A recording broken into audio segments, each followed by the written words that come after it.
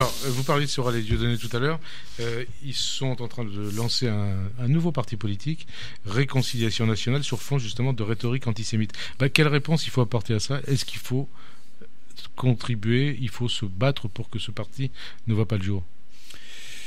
Écoutez, il faut en tout cas espérer qu'il ne verra pas le jour. D'abord, c'est un gag. Réconciliation nationale, des mecs dont le programme est un programme de guerre civile, qui le disent d'ailleurs. Avec, il faut le préciser, sur le site de Soral et de ce parti, entre guillemets, parti, pseudo-parti, en tout cas parti de haine. On ne fera pas l'économie des guerres civiles. Le champ des partisans. Hein. Mais ça, alors ça, moi, si j'étais l'héritier de Maurice Druon ou de Joseph Kessel, là, si j'ignorais ce que vous m'avez dit là, j'intenterai une action en justice. Je me rappelle ces vieux résistants, ces vieux communistes qui voulaient faire un procès il y a une dizaine d'années au Front National, parce que le Front National, c'est une expression qui a une histoire et qui est liée à la résistance. Ils avaient tellement raison. Je ne sais pas ce que c'est devenu, mais aujourd'hui, le chant des partisans sur le site d'un antisémite enragé comme Soral, ça c'est une indignité, ça c'est une offense à la mémoire des morts, c'est une offense à la mémoire de la France, c'est une claque à la France des gaullistes et des résistants. Mais de surcroît, ce que je vous disais, c'est qu'appeler Réconciliation nationale un parti mené par des gens qui disent on ne fera pas l'économie des guerres civiles, c'est presque comique. Alors espérons que tout ça se terminera dans un grand éclat de rire par l'éclatement de la baudruche. Si ce n'était pas le cas, on verra. Je vois pas comment un parti dirigé par ces mecs pourrait ne pas finir par tomber assez vite, tôt ou tard, sous le coup de la loi. Mais c'est pas moi de le dire, naturellement. On va voir. En tout cas, un parti antisémite, un participant au débat politique, c'est du jamais vu depuis la guerre.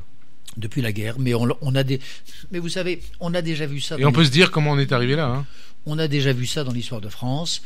On l'a vu avant la Seconde Guerre mondiale. On l'a vu avant la Première Guerre mondiale. À l'époque de l'affaire Dreyfus, il y avait des partis antisémites. Oui, mais sur quoi ça a débouché? Ça a débouché sur des catastrophes planétaires, bien sûr, oui, sur des boucheries. C'est pour ça que lorsque je mets en garde contre ce genre de personnages, je le fais pas uniquement parce qu'ils s'en prennent aux Juifs. Je pense qu'ils s'en prennent à la République, et par-delà la République, ils s'en prennent au lien social comme tel. Ce genre d'idée... un grand philosophe qui s'appelait Michel Foucault avait écrit un de ses derniers textes, enfin un recueil de conférences au Collège de France. Il faut défendre la société. En tout cas, il faut la défendre contre ces types-là, parce qu'ils en ont, par-delà les Juifs, par-delà les Roms, par-delà tel ou tel, à la société. Les homosexuels, les telle, femmes. Hein. Les gays, les femmes. La société comme telle, bien sûr. Et ce qu'ils appellent les élites. Hein. Et les élites, oui, mais qui regroupe tout le monde. Hein. Tout ça, c'est la vieille phraséologie nazie. Pour un nazi ancienne époque, tous ces mots-là étaient synonymes. Et pour un nazi, hein, quand on va à Auschwitz, j'y étais cette semaine, quand vous voyez les cheveux de tous ces déportés, tous ces objets appartenant à ces déportés qui étaient ensuite vendus, il y avait un commerce de l'antisémitisme. Dieudonné et Soral font ça aujourd'hui. Il faut un commerce de l'antisémitisme. Mais je ne veux, oui, et je ne veux même pas entrer dans ce débat. Je trouve tout ça répugnant. Je trouve le petit trafic que ces personnages organisent absolument répugnant. Il y a des informations qui vont finir par sortir, d'ailleurs, sur la réalité l'importance et la localisation des mouvements financiers, des flux financiers que tout ce monde-là provoque. Aujourd'hui, vous savez, on est à l'âge de la traçabilité généralisée, souvent pour le pire, pour les individus, pour le droit au secret de chacun, mais peut-être aussi pour le meilleur. Moi, je serais ce genre de mec-là, je ferais attention. Alors, on va se plonger 34 ans en arrière. Hein. C'était, je crois, le 3 octobre, précisément le 3 octobre 1980, l'attentat de la rue Copernic. On a attendu 34 ans. On se souvient tous de cette phrase de Raymond Barre. On a voulu tuer des Juifs, on a tué des Français innocents, deux Français innocents, ou 4 Français innocents.